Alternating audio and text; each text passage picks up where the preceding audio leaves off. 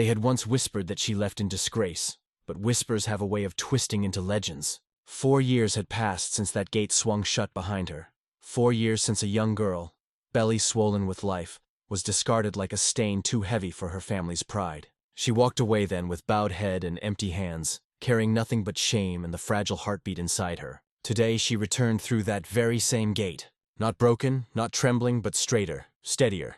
A child clinging to her arms and a secret burning quietly in her eyes. The welcome was as cold as winter water. Her father fixed his face toward nothing, pretending she was invisible. Her brother shrank away, crossing the street to dodge her shadow.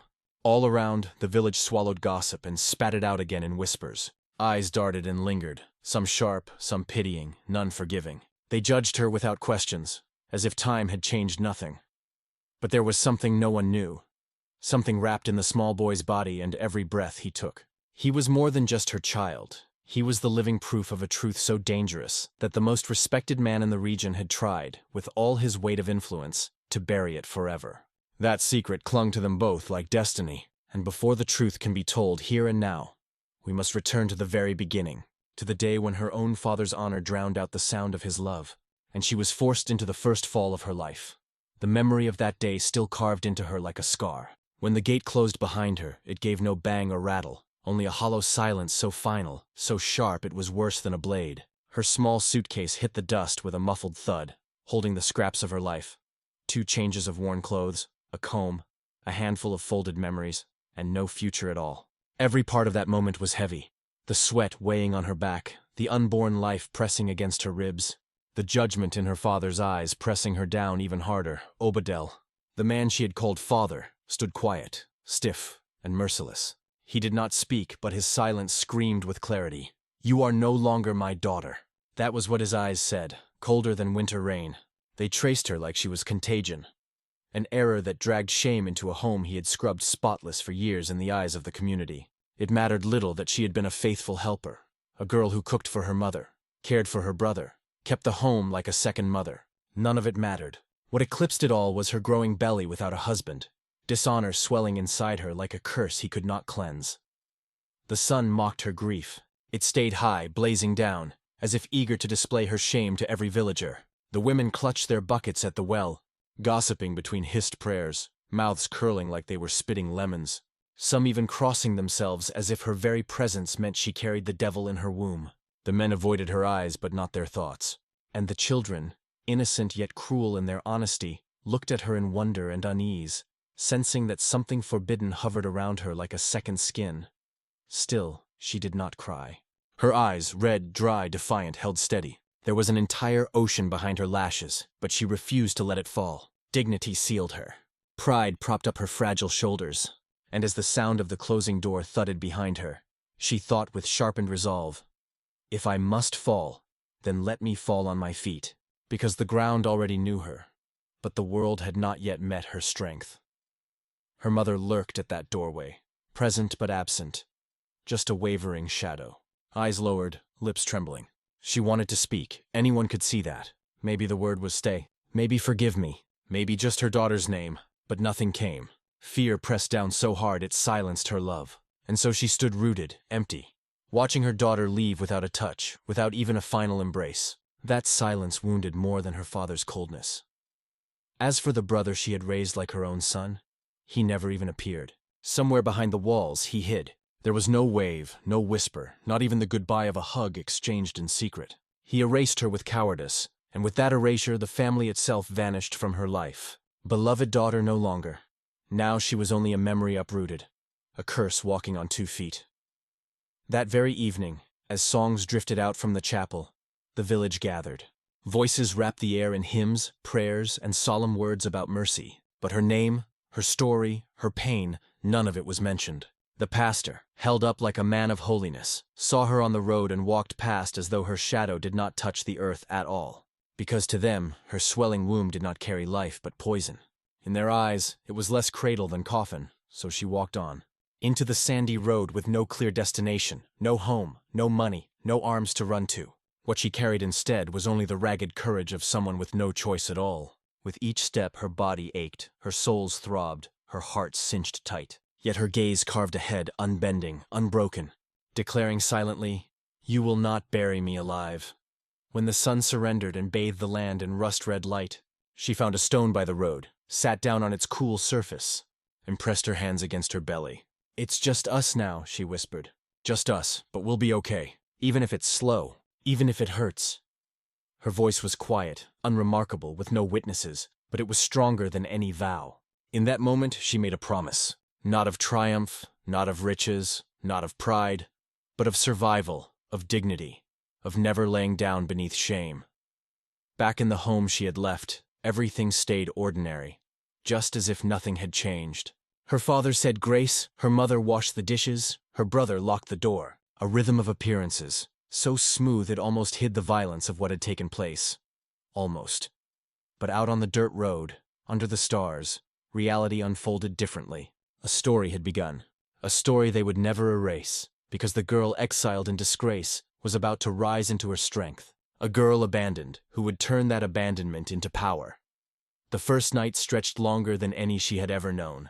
She slept on a hard wooden bench inside the shed of an old vegetable seller. A woman too kind to close her doors on a girl with a swollen belly, hollow eyes, and nothing to her name. She gave no promises, only a simple line.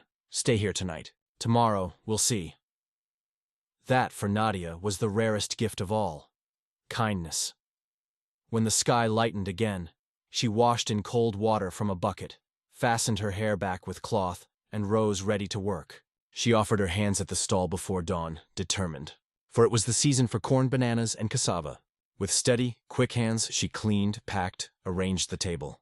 The woman, Donna Al-Lima, watched from a distance, saying nothing. But at the end of the day, she took 2 crumpled bills and placed them in her hand. "You worked. You earned it." That was more than a payment. It was a new beginning. Days turned into weeks, and she stayed. First in a little room behind the market, then in a small house a neighbor pointed her to. The neighborhood was poor, but full of good people. And there no one asked where she came from, or why she was alone with Ackles in her belly. They only wanted to know if she was trustworthy, and that she was. When the belly grew too heavy, she would sit and rest. But she never complained. She worked from sunrise to sunset, selling produce, cleaning houses, helping an elderly neighbor with her sewing. They started calling her the girl who doesn't complain, just gets things done. And that became her name in that corner of the world, where no one knew her story, but everyone felt her strength. The birth was hard. No father by her side, no mother to hold her hand, no one waiting outside the room. But the boy was born strong. He cried loud as if he already knew he had to show the world he was alive. And she cried too, but silently, like someone who understands that pain doesn't need an audience. In the days that followed, she learned how to do a lot with very little. She learned to boil cloths when there were no diapers, to make porridge with just 3 ingredients, to lull her son to sleep with songs she made up on the spot just to soothe him and her own heart. She slept little, ate even less, but she never missed a kiss on his forehead or a smile when she saw he was growing healthy. Little by little, the neighborhood began to open up. Neighbors started bringing a plate of food, a piece of clothing, a bit of advice, not out of pity, but out of respect. It was impossible not to admire that woman who, even with every reason to give up, kept moving forward with her head held high and her heart intact. Donna Alma, no old and frail, came to depend on her for almost everything, taking her meds, remembering appointments, managing bills, and she did it gladly.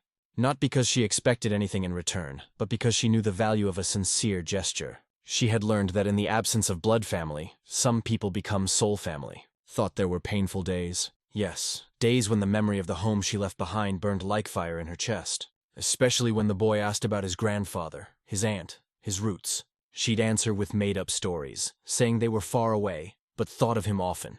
She never spoke ill of her family, not out of fear, but out of strength, because deep in her heart, she still hoped that time could heal what shame had. Destroyed for years passed like that for full seasons, and she grew alongside her son. She learned more from life than from any book. She discovered that a woman's worth isn't in the name she carries, but in the choices she makes when facing pain. And that being a mother under those circumstances is more than a role. It's an act of resistance. On the day the boy turned, for she looked at him sleeping, stroked his curly hair and whispered, "You deserve more. You deserve to know who you are. You deserve to be seen." And it was right there on that ordinary late afternoon that something lit up inside her. It wasn't anger. It wasn't pride.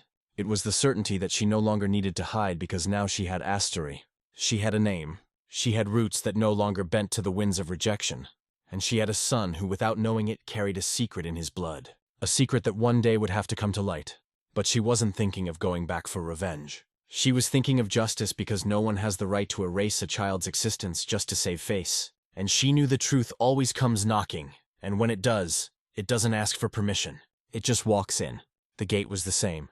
Rusted at the edges, creaking as if it still held old grudges. The dirt road, the guava trees to the left, the porch with the wooden bench where her father used to sit at dusk. Everything was still there. But time had passed, and with it, the fear that once lived inside her had passed too. The boy walked beside her, holding her hand tightly with his small fingers.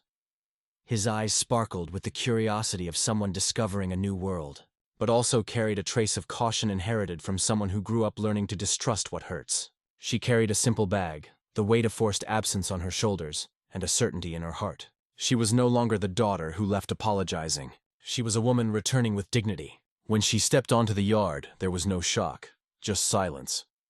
A silence that spoke louder than 1,000 questions. The same old dog barked in the distance. The neighbor's rooster crowed late, and the breeze blew soft as if it knew better than to interfere. Her father was sitting on the porch as always, but he didn't move, not even to look. He kept his eyes fixed on the horizon, as if watching something far more important than the daughter he had thrown out pregnant years before. His hand trembled slightly on his knee. His chest rose and fell in a tense rhythm, but he said nothing. Not a hello, not a why did you come back, nothing. Her mother appeared at the door. She was more stooped now, more aged. The scarf on her head no longer hid the white hairs. When she saw her, she paused for a moment. Her eyes filled with tears, but she didn't cry. She walked slowly to the door as if her body hesitated between running and retreating. When she got close, she said softly like someone confessing a sin, "Your room is just how you left it." It was the only thing she could say. Then she turned back inside, leaving behind a trace of old perfume in the air.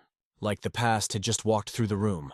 The boy looked at the house, at the porch, at the man who was supposed to be his grandfather. Then he looked at his mother, confused. She gently pulled his hand and said, "Let's go inside." No ceremony, no welcome, but also no explicit rejection.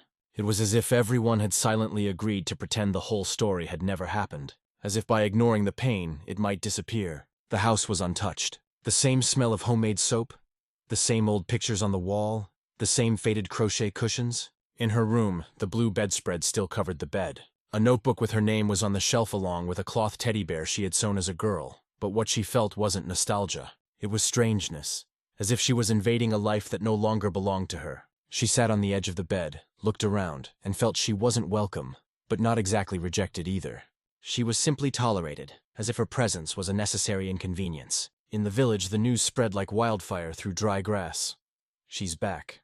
And every mouth that said it had a different tone. Some with relief, others with judgment, some with thinly veiled curiosity, others with quiet respect. But everyone knew this wasn't just a visit. It was a return, and returns in that place always came with unfinished business. On the second day, no one had mentioned it yet, the father remained silent. The mother buried in household chores, the brother absent, as if he'd vanished. The boy played in the yard, watching the chickens, picking mangoes, smiling with a lightness that clashed with the heavy atmosphere in the house. One evening, the boy approached his grandfather, curious, not understanding why the man didn't call him, didn't smile, didn't say a word. "Are you my grandpa?" he asked with the raw innocence of someone who just wants to know where he comes from. The old man choked on his own breath, cleared his throat, but said nothing. He stood up slowly and walked inside without looking back. She saw it, but said nothing. She had learned over the last 4 years that some wounds aren't meant to be discussed, only overcome. That night, alone in the room, she opened the letter from the benefactor once again. She read it softly, like she needed to remind herself that she had worth, that she deserved to be there, that her story wasn't made of shame, but of courage. And deep in her soul, she felt something was about to happen, something that would come like a strong wind, and no one would be able to pretend anymore that nothing had changed. It wasn't out of longing nor regret. The change in her father's demeanor came after he overheard a stray conversation in the backyard. The neighbor, a born gossip, was talking loudly to her eldest daughter. "They say she inherited everything from old Al Lima, the house, the land, even some money in the bank, all properly documented." He didn't react right away, kept trimming the dead plant in the corner of the yard as if he hadn't heard a thing. But his fingers grew tense. His once dull eyes now glinted, not with emotion, but with calculation. That night, he was the one who called everyone for dinner. something he hadn't done since before the expulsion. The table was set, the rice steaming, the fish well seasoned, and even fresh juice. Everything prepared like in the old days. Her mother moved silently, but her hands trembled as she served the plates. The boy beamed at the sight of so much food. She, on the other hand, stood still for a few seconds, unsure if she should sit down, eat. "You and the boy," he said firmly without meeting her eyes. She obeyed, not out of blind obedience, but because she could recognize when the performance had begun.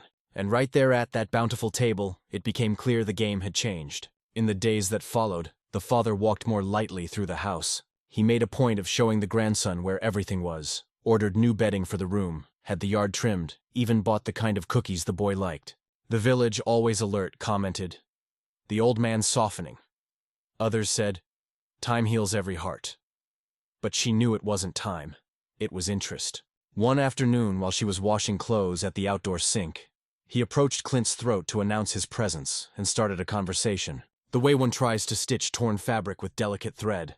"I heard that lady who looked after you left you some things." She didn't answer immediately. Rinsed the last piece, hung it on the line, and only then looked at him. She did all properly recorded, including a note calling me her daughter. It was the first time she saw his eyes blink with nervousness, but he covered it up quickly. "That's nice. It's good to know you were appreciated." Outside of here, the words came out with a metallic aftertaste. A late recognition wrapped in lukewarm phrasing, but she no longer expected warmth from him. She had learned in his absence that some feelings can't be forced. You simply accept they don't exist. In the days that followed, cordiality became routine. He began referring to her as my daughter in front of others. Introduced the grandson proudly, as if he'd always been part of his life. He even took the boy to the market and bought him a treat, smiling to everyone like the most loving grandfather in town. She watched it all calmly. Didn't confront, didn't accuse, but she recorded every gesture, every word, like someone collecting evidence for a trial yet to come. One night after dinner, he pulled a chair closer to hers. With a softened voice, he said, "You know, this house is big. We could share it. I'm getting old. Might need help, and maybe you could think about staying for good. Your son deserves to have his grandfather around." It was an offer wrapped in sugar, but she tasted the bitterness on her tongue because she knew the old man wasn't offering a home. He was fishing, weighing options, measuring advantages. She thanked him with a faint smile and said she'd think about it, but deep down she already knew the answer. That night, lying in the old bed, holding her son close, she prayed in silence. She didn't ask for justice. She asked for clarity, because in that moment, between forced smiles and rehearsed kindness, what she needed most was to see clearly what was still hidden. And something told her, the truth, no matter how deeply buried, was starting to stir beneath the surface, ready to rise. Theratine in the house seemed to have settled into a false calm. The father now made a point of being seen with his grandson. The mother forced smiles between long silences, and even the brother, the one who hadn't shown up on the day of her return, had begun to appear here and there, drifting through the holes like a shadow, avoiding the light. He avoided her gaze, spoke little, and every time he saw the boy running through the yard, he grew tense, as if something about him stirred the memory of an unconfessed mistake. It was on a quiet Sunday morning that everything began to shift. The house was peaceful. The father had left early for the market. The mother sat sewing on the porch, and she decided to reorganize the drawers in her old bedroom.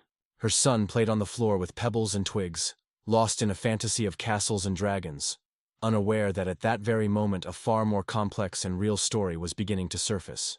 As she opened an old shoebox, she found worn notebooks, yellowed photographs, and letters carefully folded.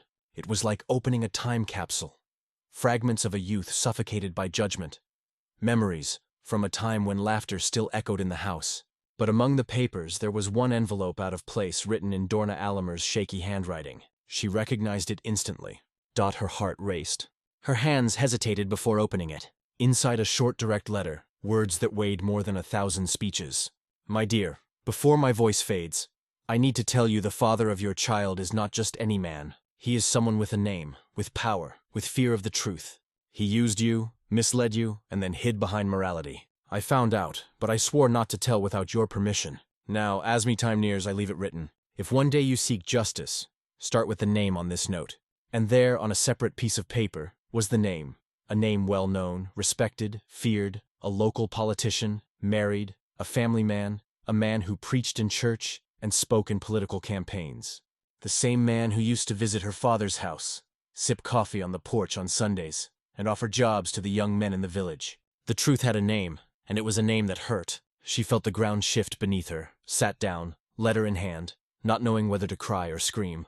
Her son continued playing, unaware of the storm that had just begun to rage in his mother's chest. But it wasn't just the contents of the letter that unsettled her. It was the certainty that someone had known. Someone in that house. Someone who had hidden it for years. And it didn't take long for instinct to point in the right direction. Her brother. That same night, she faced him for the first time since her return. The two of them were in the kitchen, the rest of the house silent. "Did you read this letter?" she asked, holding up the opened envelope. He swallowed hard. "Tried to look away, but couldn't. I found it by accident. A long time ago. I didn't know what to do." "And why did you hide it?" "I thought if Dad found out, it would be worse. And if that man knew, I knew." She cut him off. Voice steady but restrained. "You didn't think about me. You thought about protecting yourself, like everyone else did." He lowered his head. He didn't try to justify himself because there was no justification that could erase years of silence, of forced exile, of imposed shame. And now what was on the table wasn't just a secret. It was a chance to change everything, or to sink even deeper into hypocrisy. Later, alone in the bedroom, she picked up her mother's old Bible, not out of devotion, but instinct. Between the pages, marked with dried petals, she found a newspaper clipping with the politician's face, and tucked behind it a copy of the same note. Her mother had known too. The discovery struck like a dagger. The mother who had let her go insolence, who hadn't reached out, who never defended her honor, had known who the child's father was, and even so had kept quiet out of fear, out of shame, out of submission. That night, she didn't sleep. She sat at the edge of the bed, watching her son breathe. Every time he inhaled, the world made sense. Every time he exhaled, her strength renewed. Because now, more than ever, it wasn't about the past. It was about the future. And her son's future demanded truth, even if the truth cost everything. The village woke to a strange murmur. It wasn't market day, nor Sunday service, nor news of a death, but there was a restlessness in the air, as if the ground beneath the community hid a secret about to erupt. Glances were exchanged with caution, and greetings came laced with veiled questions. Something was coming, and everyone could feel it. Inside the house, the atmosphere was heavier than ever. The father spent his days in whispers and phone calls. The mother wandered like a ghost, spilling sugar from the jar, mixing up her children's names, forgetting pots on the stove. The brother avoided going out, and she ... She watched with the sharp eyes of someone who had learned to read lies without hearing a single word. The boy, unaware of the subtle changes, moved through the days with the lightness of someone who still believed the world was simple. But even he had begun to ask uncomfortable questions. One afternoon, after overhearing a fragmented conversation at the gate, he stopped in front of his mother and asked with innocent curiosity, "Mom ... They say, I have important blood. What does that mean?" She froze. The wet cloth slipped from her hands. Her heart stopped for a beat before racing out of sync. The boy looked at her with the purity of someone who just wanted to understand. But the question struck like lightning splitting the sky. The truth had stepped out of the shadows.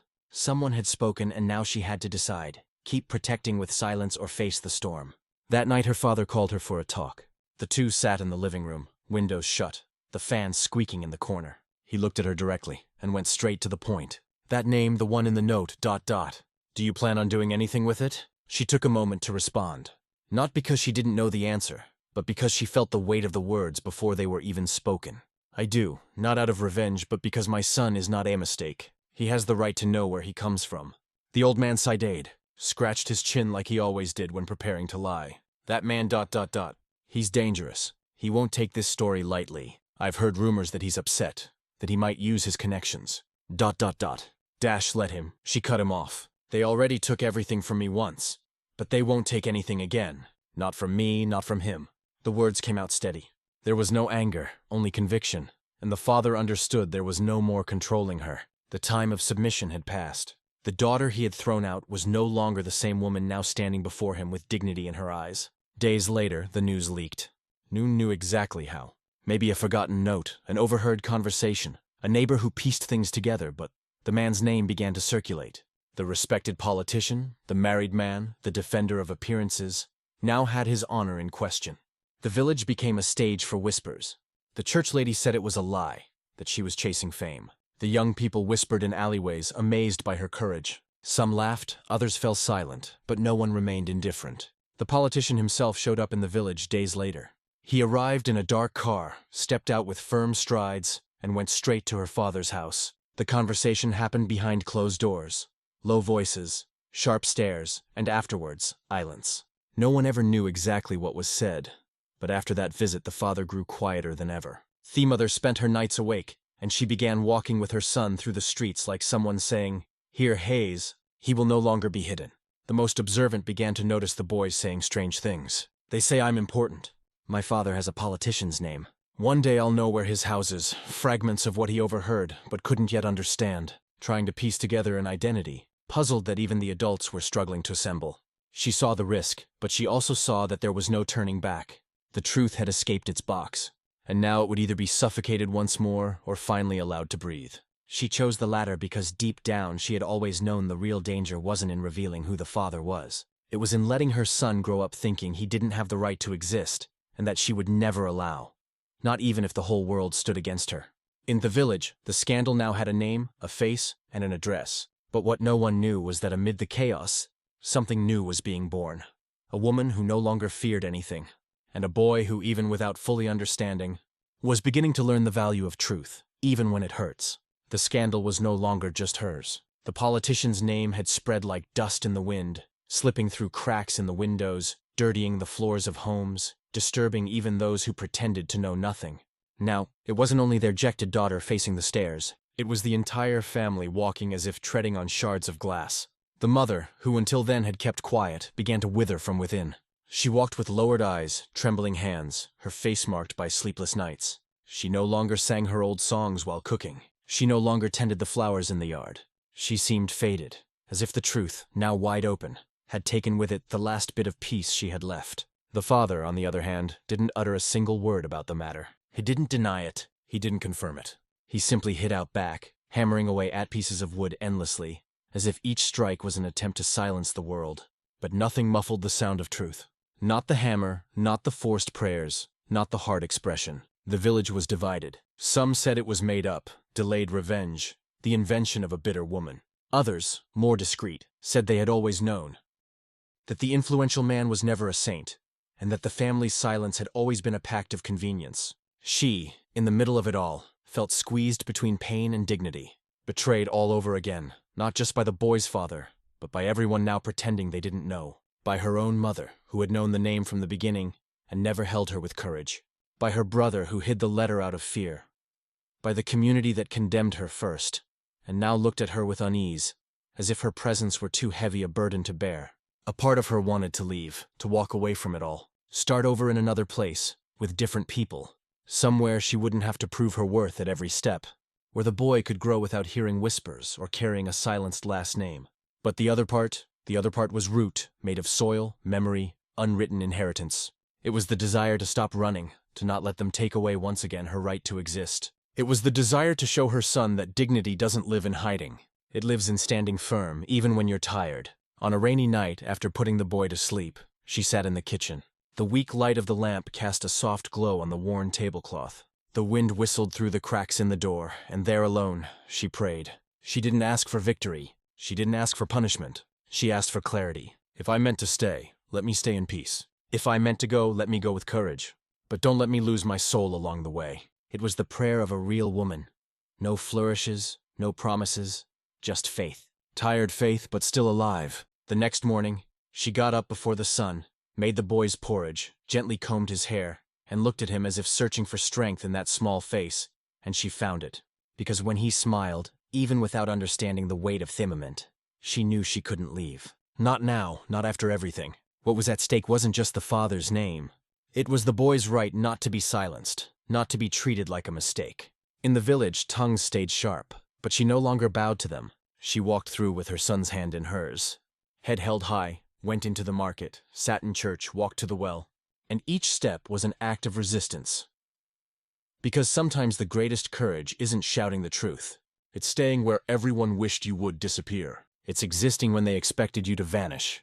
And she had decided if she was going to write her son's story, it wouldn't be by running. It would be standing tall, even if with a shattered heart, even if afraid, but always standing tall. It was on a sweltering afternoon, the kind where the heat seems to cling to the walls of the house, that the mother finally decided to speak, not out of sudden courage, but because silence had begun to weigh heavier than any secret. Her thin frame, sunken eyes, tired expression, everything about her screamed exhaustion, not just of the body, but of the soul. And that day, while her daughter was washing clothes out back, the mother approached slowly, like someone stepping through a minefield. "I need to talk to you," she said, her voice low, almost drowned out by the sound of water running in the basin. The daughter stopped, looked at her but didn't respond. She simply waited, and the mother understood that this was the only space she would have to say what needed to be said.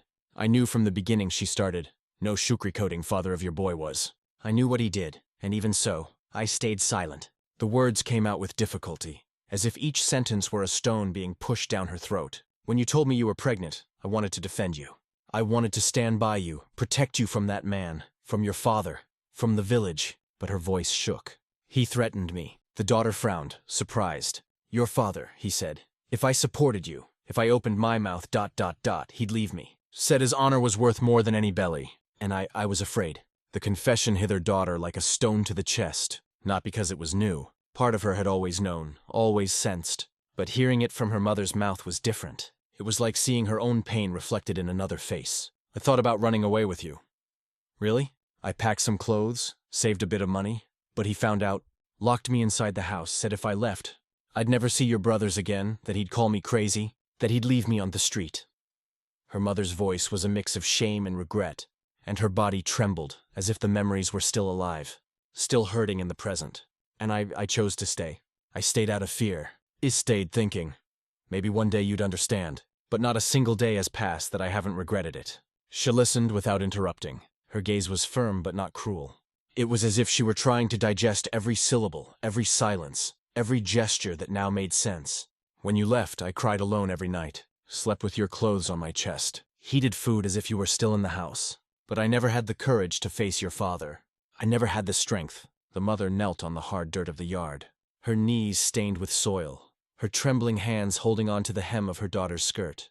"Forgive me, not because I deserve it, but because my soul can't carry this anymore." She didn't answer right away. She looked up at the sky as if searching for breath, as if speaking to someone who wasn't there. The sun burned her skin, the smell of soap mixed with damp earth, and for a moment time seemed to stop. She wiped her hands on her apron, crouched down, and gently helped her mother up by the arms. But she didn't say yes, nor did she say no. She simply hugged her. A short hug, dry but real. It wasn't forgiveness. It was an acknowledgement of the other's pain. And for that moment, that was enough. That night, the mother slept with swollen eyes, but with a lighter heart. And the daughter, sitting beside her sleeping child, understood that sometimes justice doesn't come with applause or revenge. Sometimes it comes in the form of a confession on knees in the dirt from a tired woman who, after decades, finally had the courage to say, "I failed." And that, painful as it was also part of healing. It was a warm Sunday morning, clear skies, the smell of strong coffee drifting through the house. The village still whispered. The stares were no longer scornful, but attentive. There was a new kind of respect in the air, the kind of silence that comes just before something important. She felt it was time not to shout, not to fight, but to place everything in its rightful place without harm, without hiding, without asking permission. The boy woke up early, put in his favorite outfit, a shirt with crooked buttons. He insisted on fastening himself. He was happy, though he didn't quite know why, but his mother's face said enough. She was calm, like someone who had carried a burden for years, and at last had decided where to lay it down. She called everyone to the living room, not with force, but with presence. Her father, her mother, her brother. No one dared to refuse. They sat in silence as if they knew something bigger than all of them was about to unfold. The entire village seemed to pause along with that house. She brought the benefactor's letter, the same one she had held on to for so long, placed it on the table carefully like a relic, then looked at her father, the man who once cast her out like filth, and said, "Here's the truth. The woman who took me in when no one else would, left this, not just the house, but words that made me believe I was worth something, even when the whole world told me otherwise." She opened a letter and read it aloud. Each word was a blade, but also a bridge. The silence was deep. Her father kept his eyes down. Her mother wept quietly. Her brother breathed with difficulty. When she finished, she took a photo of the boy, a simple picture taken with an old phone, but in it, his smile was pure light. "I don't want his name on your land. I don't want him to inherit anything from those who rejected him. I just want him not to be erased. I want him, One day, when asked who he is, to be able to say with pride, "I'm the son of someone who fought so I could exist with dignity." She handed the photo to his grandfather. The old man took it with trembling hands, stared at the boy in the picture as if seeing him for the first time. And in that moment, without applause, without needing forgiveness, she knew she had one dot. The boy, curious, walked over to his grandfather holding the photo. He looked around as if to ask whether it was okay to speak, whether it was the right time. And then, with the simple honesty only children have, he asked, "Grandpa, can I go play in the yard with the others?" The old man hesitated. Then he stood, placed a hand on his grandson's head, and nodded. No words, just a gesture, but it was enough. That day, she understood the choice wasn't between shouting or staying silent. It was between carrying the pain or turning it into roots. And she chose roots. She chose to stay, not out of comfort, but because she knew only presence can turn silence into memory. And only memory has the power to heal what omission has destroyed. Her gesture, handing over the photo, wasn't just symbolic. It was ancestral. It was the unspoken cry of all the women who had once been cast out, rejected, forgotten. It was a reminder that every story has the right to exist, even when it begins in pain. And there, in the same yard where she was once humiliated, her son now ran free among trees that still held memories. And she, sitting in the shade, watched, her eyes full of story and her chest finally light. That night, the house felt different. The wind slipping through the cracks no longer carried just dust and memories. It brought a new kind of silence. Not the silence of shame nor of omission, but of understanding. The kind of silence that only arrives when the truth has been spoken and there's nothing left to hide. The father, who for years earlier had locked the gate with his own hands, stood up without anyone asking. He walked to the family altar, that small space where they kept their saints, old photographs, and a candle always lit for the souls of those who had passed.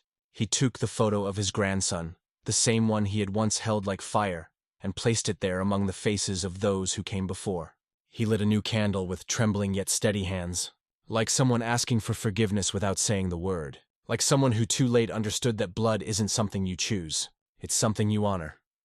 Then he opened the old family book, a hardbound notebook where names had been recorded by hand.